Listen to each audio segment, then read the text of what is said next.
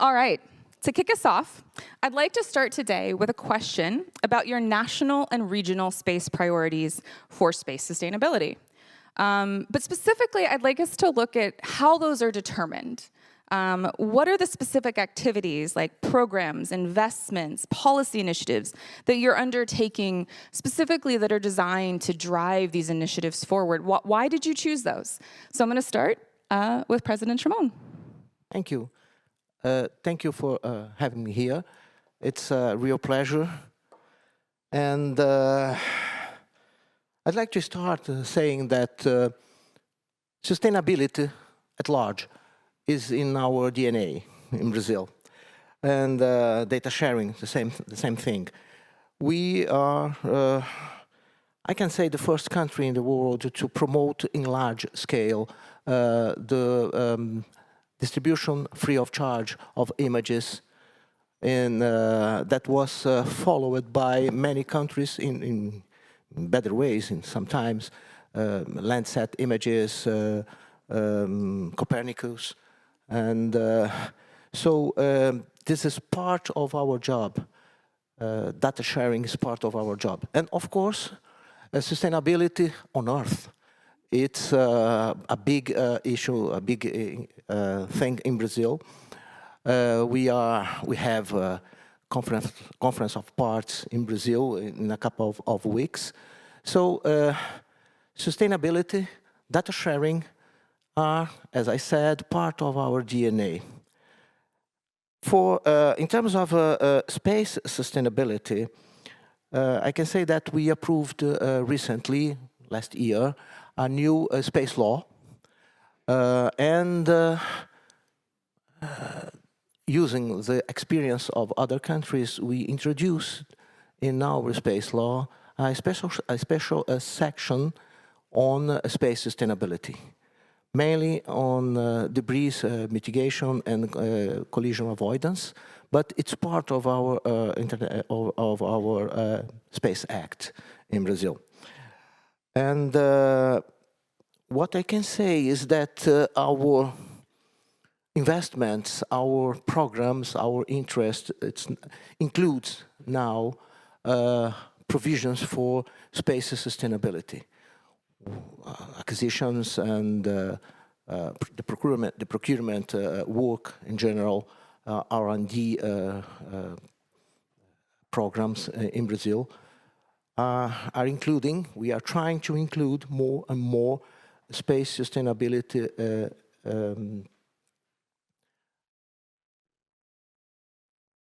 let's say articles or recommendations or demands in our work. So space sustainability, it's more and more in Brazil an important requirement in our program. Thank you for that. And I love how you started by talking about how space sustainability is connected to sustainability on Earth, because it's always incredibly important to remember that the reason that we want to make improvement on space sustainability is because of the benefits that are received throughout the world. So I'd like to turn now with the same question to Shinichi-san. First, thank you very much for the invitation to the Cabinet of Japan and me. So, in terms of the space sustainability, Japan's policy priority is clearly the mitigation and the remediation of space debris. Japan's space policy is led by the strategic headquarters of the government for space policy. The Prime Minister is the head of the headquarters. And we have two deputy heads. It's a Chief Cabinet Secretary. It's a Cabinet Minister and Minister of State for Space Policy. These are the two deputy heads. So I'm from the National Space Policy Secretariat. We call it NSPS in the Cabinet Office. Japanese initiatives are taken forward through collaboration among relevant ministries and Japan Aerospace and Exploration Agency, so-called JAXA, and others. And basic policy on space, a basic plan for space policy formulated by the headquarters was decided by the cabinet is the most important policy document in Japan's space policy. And the basic plan includes initiatives for space debris mitigation and remediation. Especially since 2019, Japanese government organized the interagency task force on space and traffic management to share information and formulate policies amongst relevant ministries and organizations on space debris. Japan's policy conduct both technology development and rulemaking for the mitigation and remediation of space debris. Regarding technology development, Japan is promoting a commercial removal of a debris demonstration CRD2 project for the demonstration of active debris removal in collaboration between JAXA and a private company. Regarding rulemaking, Japan is providing domestic guidelines to implement the Japan's Space Activity Act appropriately and contributing to international rulemaking by introducing Japan's rule and practical experience of its implementation. Thank you.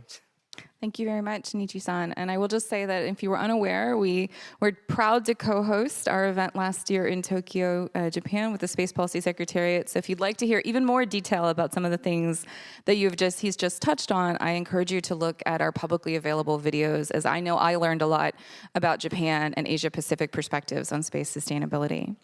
I'd like to now turn to Holger with the same question. Let's talk about ESA, how we determine priorities. I think several of us are fully aware that there's some important meetings going on today. What can you tell us about how this works and what the priorities are? Thanks, Krystal, and good morning, everyone. Now, ESA has a very long tradition at looking at the problem, starting with Skylab 45 years ago. And we are a technical agency, so it's no surprise that the priorities and the initiatives are technically focused. And looking at the problem with an engineer's mind, you quickly find that rules that we have put up are fairly complete, and most countries do have regulation, and the rules keep on repeating in the regulation of their countries, but you find they're hard to follow for technical reasons, not necessarily because of ignorance, but because and spacecraft operators next door to mine in Darmstadt, I see that every day. It's just hard to build a system surviving for 10 years in space, and after that time reliably dispose and passivate the system, which is what we need to do, which you find in every rule. So that's where we start with our initiative. The space safety program, by the way, debated in the council next door, is one of these initiatives that takes each platform in Europe and that wishes to work with all the primes behind the platform to overcome the technical hurdles that are needed to have a robust system that can reliably dispose and passivate itself. That's, I think, where we need to invest. If those platforms will have and inherit that technology, there will be an easier life for those systems in the future to implement the rules. And the second initiative, if I may, comes from looking at the space debris program or problem holistically. Today, one rule is, for example, to dispose spacecraft with a 90% reliability. Sorry to become a bit technical, but that means that out of 1,000 satellites that are launched, 100 may fail to dispose, and that's perfectly compliant. Which works if you launch a low number of spacecraft, but if we launch 10,000 of spacecraft, that rule might not work or fulfill its original intention anymore. And that's how we came up with the looking at other areas where the resource is scarce, for example, the frequency spectrum. They found a way to coordinate that sparse resource voluntarily. There's a voluntary coordination. Everybody expresses the needs in the near future of the usage of that resource. And then it's coordinated for the interest of avoiding interference. And we believe that something similar can be done. But for that, you need to measure how much of space is taken. And the technical concepts behind that, we call it the capacity, are also being developed as one initiative. Thank you for that. I want to turn back to Shinichi-san. You mentioned in response to my first question that space debris and mitigation and remediation is a priority for Japan. And one of the things I'm interested in is how different countries use the resources they've allocated, right? And so I would love for you to tell us a little bit more about what activities Japan is undertaking in that area. Why have you chosen to put the resources that you have to this particular issue, and what are you doing? Thank you. So I mentioned that we both take technological and rule-making approach. So regarding technological development in CRD2 project, its phase one satellite J successfully approached 50 meters distance from a target debris on orbit and took image in May 2024. And launching a satellite for phase 2 is demonstrate actual space debris removal is scheduled for financial year 2027. Regarding rulemaking, the Cabinet Office, the National Regulatory Authority of Space Activities, published pioneering the guidelines on license to operate spacecraft performing on-orbit servicing in 2021.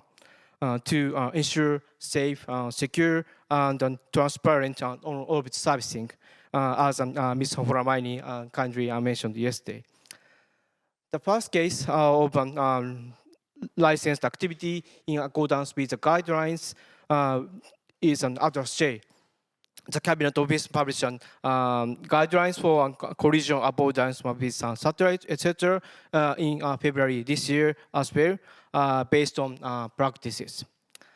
Japan will continue to actively provide information on the guidelines and its implementation experience to contribute to discussions on international rulemaking.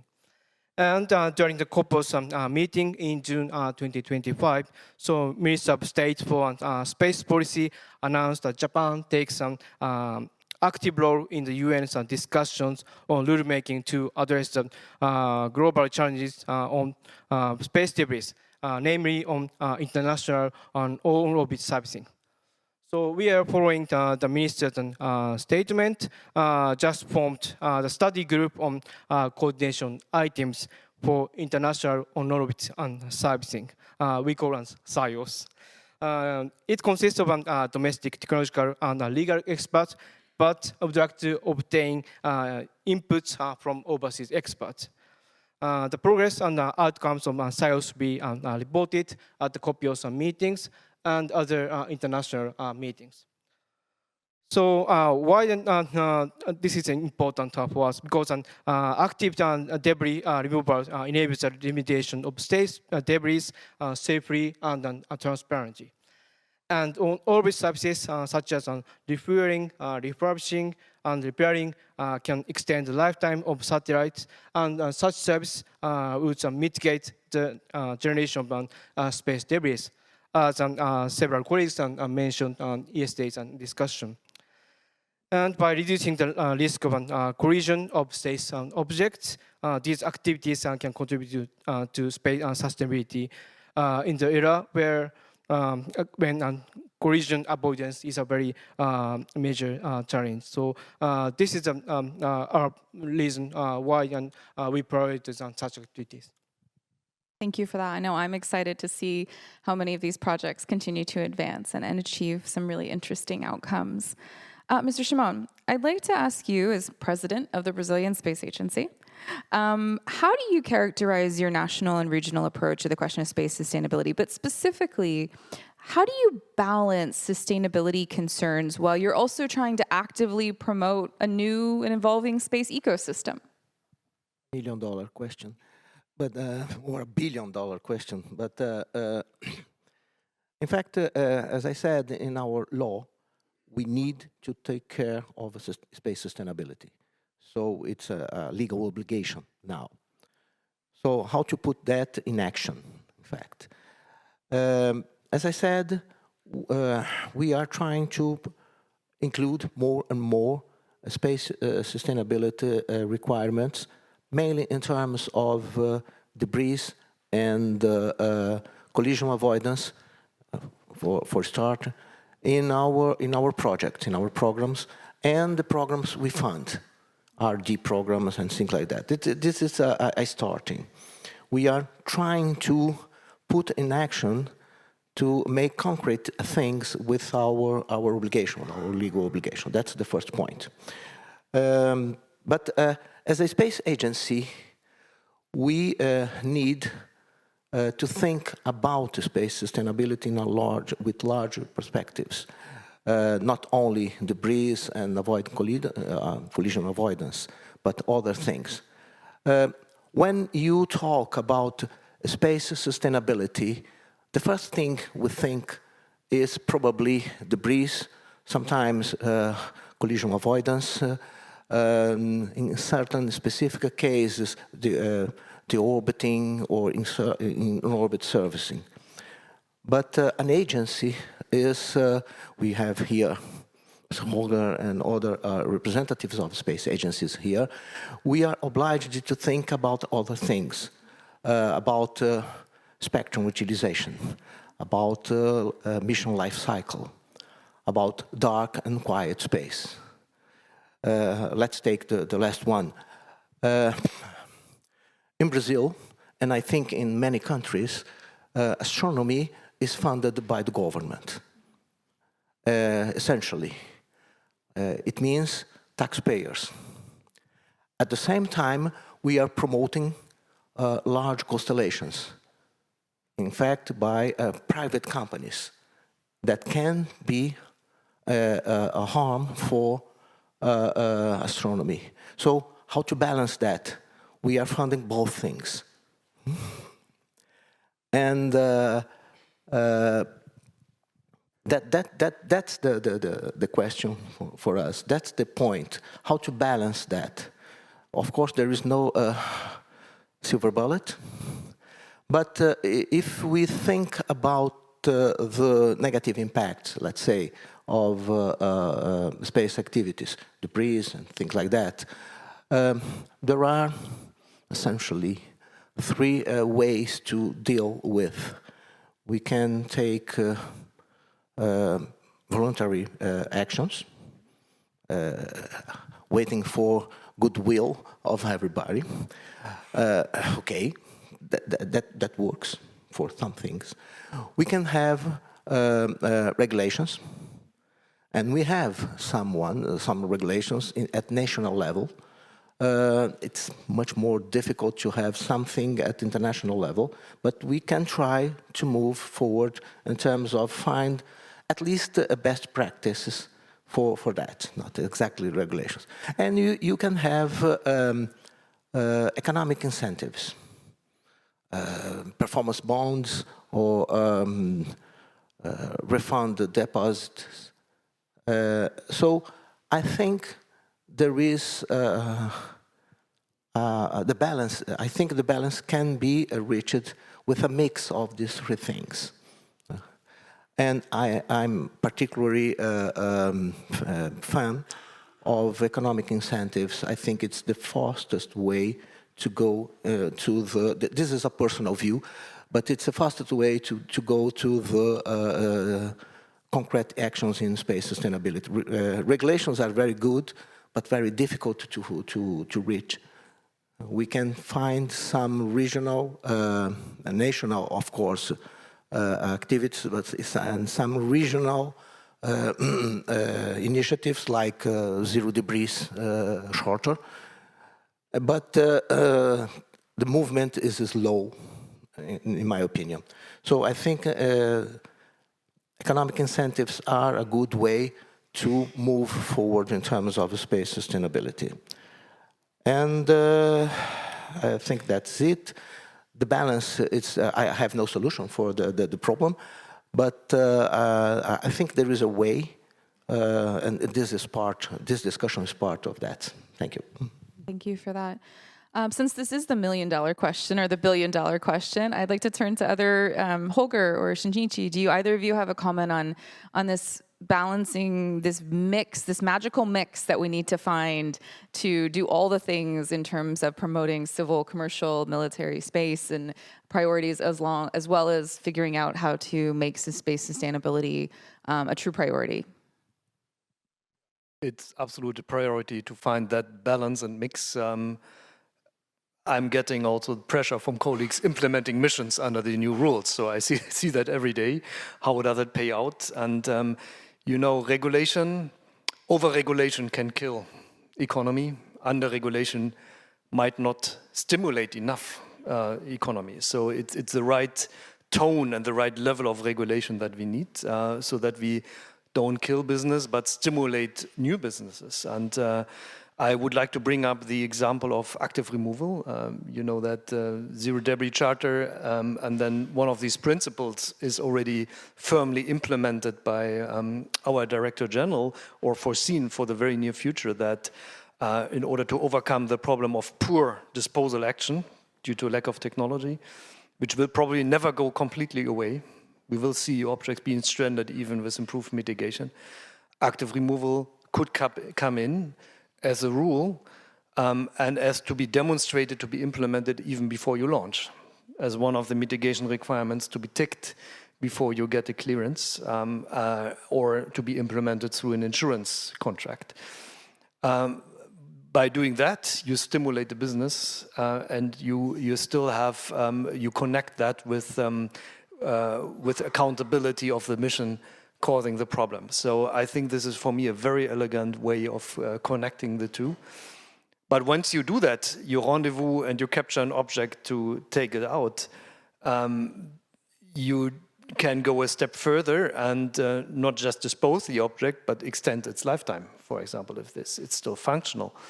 Or to do simple repairs or refueling, so in other words, in-orbit servicing, and that doesn't even raise the question where the commerciality it is. That pays off as long as there's a customer with an interest. You will have a business case in combination with sustainability. We call that circular economy in space, a major topic in these days. Thank you for that. Any other comments?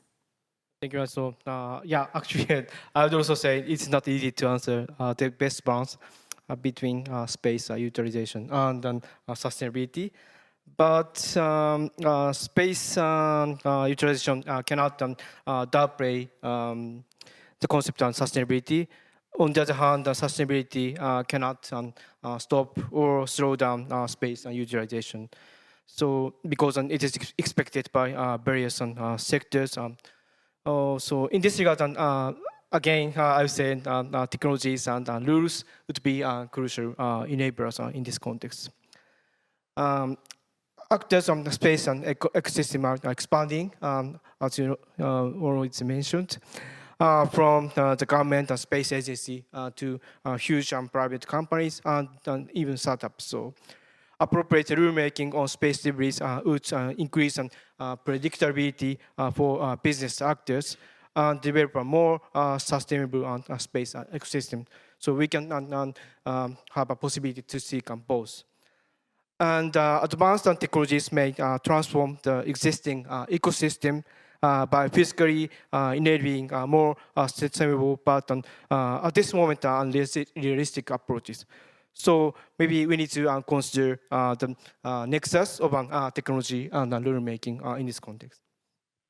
Well, that's a great lead-in. So I'm turning over to audience questions, and I know a few of us had a little bit of trouble in certain sessions yesterday. So I want to say that if you are interested in asking questions during sessions today, please continue to use our application. And I want to turn to one of the questions that I see that's come in online that basically touching a little bit on what you were just speaking on.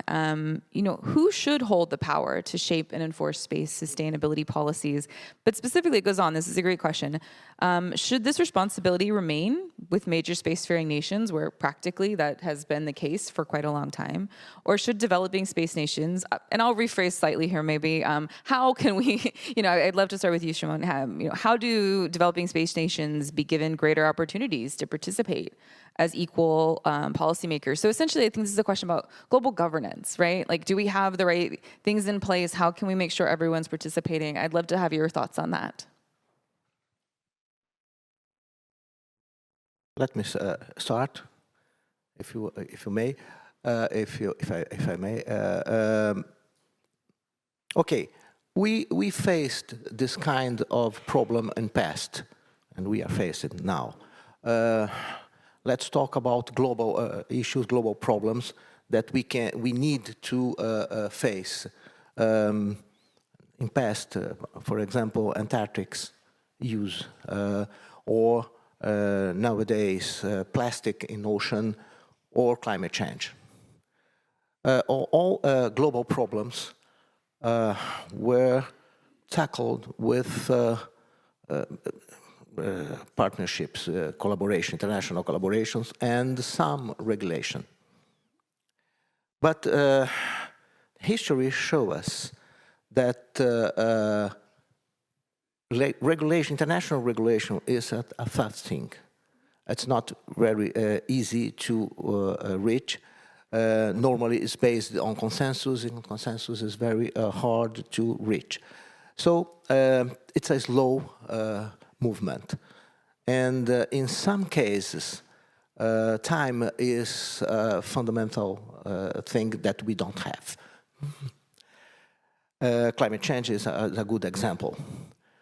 In the space, I think it's the same thing. So who has the power, or who needs the power to do that, or what instance, what institution, what arrangement, what governance framework we need for that?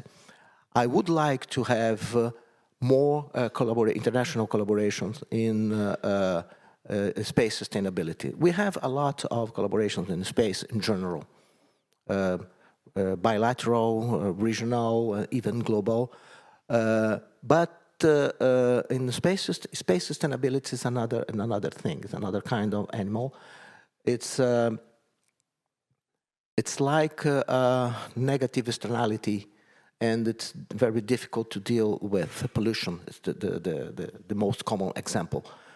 So we don't have much alternatives, in fact. We have national regulations, that's okay, but they are not harmonized, in fact. And we have COPUOS and other international institutions like ITU, like WMO, and others in space. So I think we don't have yet a focal point for that, but a good start, in my opinion, is COPUOS discussions. We need to introduce more and more space sustainability in that. We have the LTS, the long-term sustainability objectives of COPUOS, that was by consensus determined in COPUOS. But it's much more safety, capacity building. It's a start, but we don't have many other alternatives. So if you ask for one focal point, I would say COPUOS. It's where the discussions need to start. Holger, I see you have some thoughts here. I have some too. I fully concur with what you said. There can only be one body with the participation of all nations that can bring out by consensus international rulemaking and regulation, and that is COPUOS. But we also see there's a large participation of countries, and that takes a lot of time. And you said it yourself; it's a long process. And I believe, in view of that situation, it is acceptable that agencies, and that's the role of space agencies, which combine technical expertise, get together and move forward in a consensus forum to push forward, at least with the major stakeholders of it. 90% of all the objects belong to just 11 countries. So if it's acceptable, in my view, if such a group moves ahead with and gathers from their expertise major principles with the participation and sharing of knowledge to everyone. This is the IDC, for example. and then also serves as an expert body for groups like the COPUOS to, for example, advance certain work and present them to them for use. And it has worked successfully in the past. And I think this can be an element of acceleration of the process, which can be very helpful. Thank you both for that.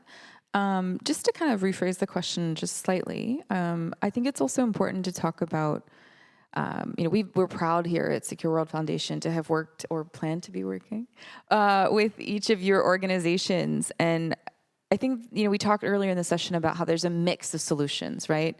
There's a many ways forward that need to be pursued here. And so I was curious if anyone has any comments on what we can do outside of nation states. So I know you all represent a space agency or a country, but that's not the only place and the only actors that are involved. Part of what we're here to do is to talk to everyone. How do you see the role of other forums or other situations and opportunities to also contribute to these solutions? Go ahead. I can. Sorry to come back to something that was mentioned already, and that's the Zero Debris Charter. The Zero Debris Charter is an element that is often associated only with ESA, but in reality, it is a wish expressed by a wide community of several states, more than 20 signed, but also industrials and academics and agencies. And in particular, industry is very important because they are the ones that, together with us, actually carry the load of implementing all this future guidelines in the future. So that's a group outside of an agency that comes together to express what would be the future regulation. Where are we aiming at in 2030 and beyond? What is the appetite to go further? We need to understand this now, because technical solutions have a lead time to develop and come into place. And if we can anticipate what would be the next step in regulation, we can prepare the technology in advance.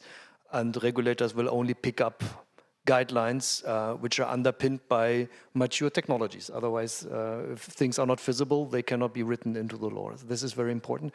And such kind of let's say, diverse groups of industry agencies, stakeholders, and this forum, by the way, is a perfect example for this, is ideal to connect the dots between the communities and drives these kind of initiatives forward. So thanks a lot for your ambition and your sustained engagement in these kind of events is very important. Thank you for that. I like to think of it as connecting the dots. That's a great way to describe it. Are there any other comments on this? Yeah, thank you very much for this opportunity. So, yeah, actually, Japan is very keen to promote mitigation and remediation space debris. So, we co-hosted the last SWF summit with SWF. So, yeah. As our colleagues mentioned, UN COPUOS is very formal and very important arena involving a lot of diverse countries and a lot of views. So, but we also recognize it is important to have a discussion and exchange views with something motivated and colleagues in the topic of debris mitigation or sustainability or something. So I think this kind of summit is a very good opportunity and currently good opportunity, and it was also a good opportunity for Japan to work with an SW. So yeah, I can say based on my experience. If I may, just toward here, I agree. I think it's important. If we want to be inclusive in this topic, I think more than the discussions in governments, space agencies and things like that, we need to include the industry, the academia, and other civilian and defense and other civilian institutions in the discussions. When we developed it, when we were developing our law, space law in Brazil, we faced a similar problem. We have a tendency in Brazil to centralize the things around the government when we discuss a law. And sometimes red tapes can prevent the development of industry and research in academia. So we include in that discussions industry and academia and other groups. So I think the same thing happens now. We need to include more and more different institutions, more and more different perspectives to be able to balance the things. So if you are thinking about security, of course, defense is part of the discussions. But if you are thinking about socio-economic development, you need to include industry or NGOs in this discussion. So, of course, when you have a lot of different views, you have more richer discussions, but we have more controversial points of view. That's a difficult balance, but we need to face that. So we need to face the conflict and find a way to balance all these things. It's not easy. This is not a solution, but the discussion is the way. We need to face the conflict. It's an important way to say it, and I think we're at that inflection point right now. And that sort of leads to my final rapid fire question. So this is a one sentence kind of question, but I want to end on a practical note. We are facing a changing world with geopolitical alliances, the level of engagement, clarity, and priorities are all in flux right now in many places. And so I asked this question yesterday to a very different panel, and I'd like to ask it to you as well. What, if you in one sentence had to say, what is the single most important thing that we could work on together regarding space sustainability? What is, whether it's safety, security, sustainability, how do we move forward? And if we can only do if we could only do one thing, which we all have agreed we need to do a mix, what is the one thing that you think we would do? And I'll start with Holger. Not much time to think, thank you. No, I think if we can go up and get one object down at reasonable cost, that will create a wave because it will signal to everyone, regulators, there is now a tool available that can be used in future regulation. Make use of it. Thank you. Shinichi? Maybe it is very difficult to choose one approach, but I would say the combination of technology and rulemaking is very important and enabler to address such a global issue. Thank you. Okay, technology is moving fast, and we have a lot of solutions in terms of technology, mainly from private sector. National regulations are okay too. We have evolution on that. But since the beginning of this summit in 2017, that's it? 19. 19. Since the beginning, we are talking about data sharing, information sharing. And we are still talking about information sharing. We are not moving fast enough. So one thing for the near future, I think, is information sharing among the countries. Wonderful. Well, thank you all. As I conclude this session, I want to first of all thank my panelists for their really insightful and thoughtful responses. I really appreciate it. And as some of you may have guessed from the composition of this panel, as well as the title, we want to conclude this particular session with an announcement. So I hope you've enjoyed the event so far. I hope you're looking forward to the rest of the event that we have online and in person for the rest of the day.